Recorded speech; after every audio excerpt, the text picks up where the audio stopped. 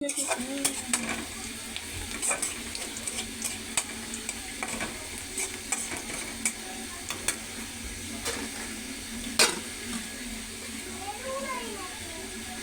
হয়ে গেল।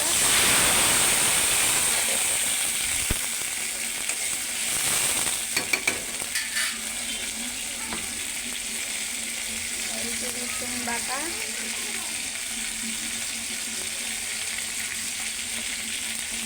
এখন দিয়ে দিচ্ছি হলুদের গুঁড়া, পরিমাণ মতো মরিচের গুঁড়া, স্বাদ মতো লবণ। এবার একটু নাড়াচাড়া করে দিতে।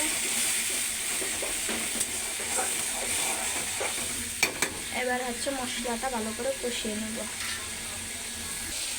মশলাটা কষে গেছে, এবার মাছগুলো দিয়ে দিব।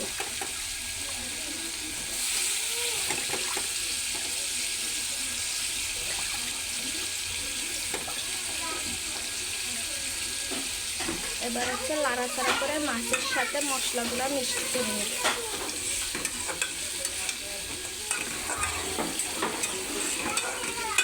নাড়াচাড়া হয়ে গেছে, কিছুক্ষণ ঢেকে রাখবো।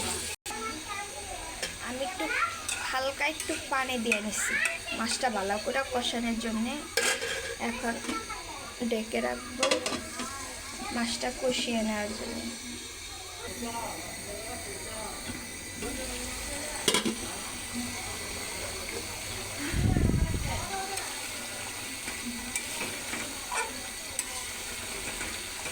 মাছগুলো কষানো হয়ে গেছে, এবার জল দিয়ে দিব।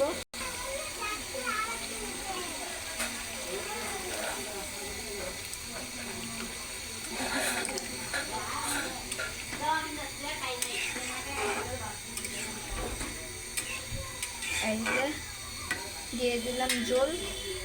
এবার আবার ঢেকে রাখবো। মাছগুলো বলক আসলে, 2-3টা বলক আসলে নামিয়ে নিব।